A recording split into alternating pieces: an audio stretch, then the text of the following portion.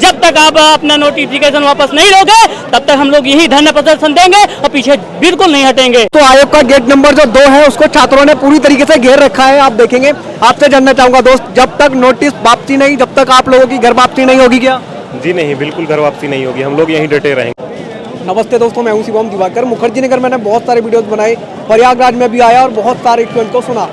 आज हम उसी महाआंदोलन में हैं जिसका कई दिन पहले स्टूडेंट ने बता दिया था कि होने वाला है आयोग के गेट नंबर 2 पर, और यहाँ पे चल भी रहा है। भारी संख्या में यहाँ पे स्टूडेंट मौजूद हैं। सुबह 11 बजे से ही आप देखेंगे चारों तरफ स्टूडेंट ही स्टूडेंट है और इनका कहना यही है अगर आयोग नोटिस वापस नहीं लेता है तो ये लोग यहाँ से बिल्कुल भी नहीं हटेंगे।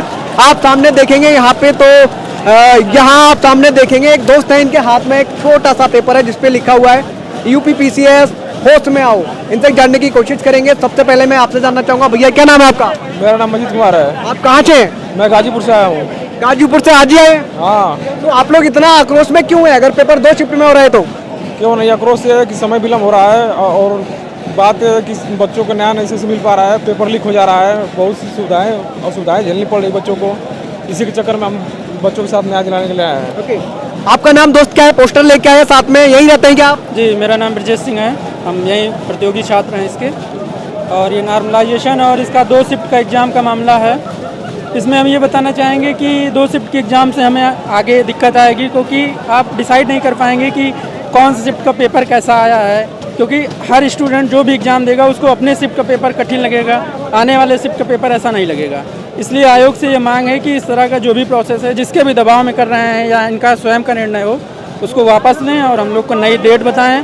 और ये पूरी तरीके से गलत है इनका। आपका नाम क्या है दोस्त? रोहित कुमार।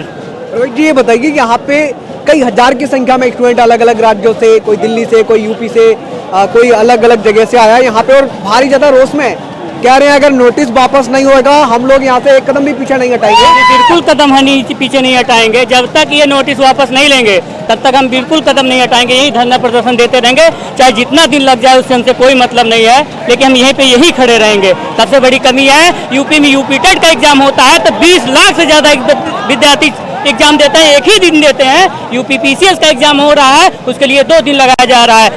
आरओ का एग्जाम लगा रहा है, उसके लिए भी 2 दिन लगाया जा रहा है। यही मेरी मांग है आयोग से।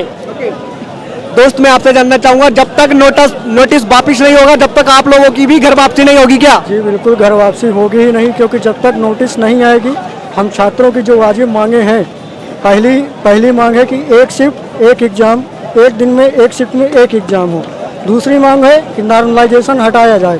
आयोग का अगर इतिहास देखा जाए तो आयोग जो पेपर बनाता है उसमें पुराने जितने भी पेपर करवा चुका है आयोग। हर पेपर में 5-10 क्वेश्चन ऐसे रहते हैं जो या तो गलत होते हैं या तो आयोग उनको पेपर से बाहर कर देता है। अगर अब भी ऐसा ही होगा तो जब नॉर्मलाइजेशन होगा तो किस आधार पर आयोग तय करेगा?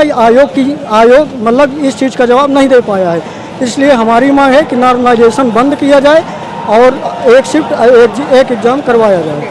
दोस्तों, आयोग का गेट नंबर जो 2 है उसको छात्रों ने पूरी तरीके से घेर रखा है। आप देखेंगे, आपसे जानना चाहूंगा दोस्त, जब तक नोटिस वापसी नहीं, जब तक आप लोगों की घर वापसी नहीं होगी क्या? जी नहीं, बिल्कुल घर वापसी नहीं होगी, हम लोग यहीं डटे रहेंगे। जब तक नोटिस नहीं आएगी तब तक हम लोग कहीं नहीं जाएंगे। आप कब से यहाँ पे तैयारी कर रहे हैं दोस्त?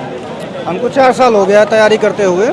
आप लोगों के साथ में इस तरीके का जो अत्याचार हो रहा है आप लोग सहन बिल्कुल नहीं करेंगे क्या? आयोग इतना असंवेदनशील हो गया है कि हम लोगों की भावनाएं, क्या छात्र हित के बारे में कुछ सोचता ही नहीं है। वो अभी तक नॉर्मलाइजेशन जो है वो बोल रहे हैं कि हमने 2 शिफ्ट में पेपर कराने का निर्णय इसलिए लिया है कि करप्शन ना हो और पेपर आउट होने की समस्या है और सारी चीज़ें हैं जो उसमें गड़बड़ी ना हो। लेकिन ये एक नया तरीका है भ्रष्टाचार करने का। नॉर्मलाइजेशन का कोई भी आधार नहीं बताया जाता है कि कैसे नॉर्मलाइजेशन होता है। अभी तक पेपर आयोग आज तक इतिहास हो गया है कि पूरा का पूरा पेपर सही नहीं बना पाया है। कैसे लोगों को बैठा के रखा है वहाँ पे? अगर उनके पास कमी है, कुछ अच्छे लोगों को बैठाएं वहाँ पे जो सही पेपर तो बना सकें। जब पेपर सही नहीं बना सकते हैं तो हम कैसे मान लें कि नॉर्मलाइजेशन के आपका क्या मानक है, क्या आधार है आपका? आपको सही से लड़ना चाहिए कि हम लोग हैं, अपनी हम बात रख रहे हैं, हमारी भावनाओं को ध्यान में रख के आप निकल के बात करने आइए। आप तो ऐसे बैठे हुए हैं, ऐसा लग रहा है कि हमारे टैक्स के पैसे से आपकी सैलरी जाती है, आपके घर के बच्चे पढ़ रहे हैं, लिख रहे हैं, सब कर रहे हैं, लेकिन हम लोगों की भावनाओं को कोई मतलब नहीं है। तो ये तानाशाही है, और हम लोग डटे रहेंगे, हम लोग लड़ते रहेंगे अपने अधिकारों के लिए और हमेशा लड़ते रहेंगे। और मैं यही कहूँगा कि ये नॉर्मलाइजेशन की प्रक्रिया एक भ्रष्टाचार का नया तरीका है, जिसमें से अभी कई सारे एग्जाम हुए हैं, नीट का हुआ है, लेकिन कोई मानक नहीं बताया जाता है कि हम किस आधार पर किस बच्चों को कितने मार्क्स दे रहे हैं। तो हमें यही कहना है आयोग से कि आप प्रक्रिया है 10 लाख बच्चों का आप परीक्षा नहीं पूर्ण करा पा रहे हैं। दोस्तों यहाँ पे सभी स्टूडेंट की यही मांग है, 1 डे 1 शिफ्ट 1 एग्जाम। इस वीडियो को आप ज़्यादा से ज़्यादा शेयर करें। मिलते हैं आपसे किसी और वीडियो में। ये वीडियो देखने के लिए आपका बेहद शुक्रिया।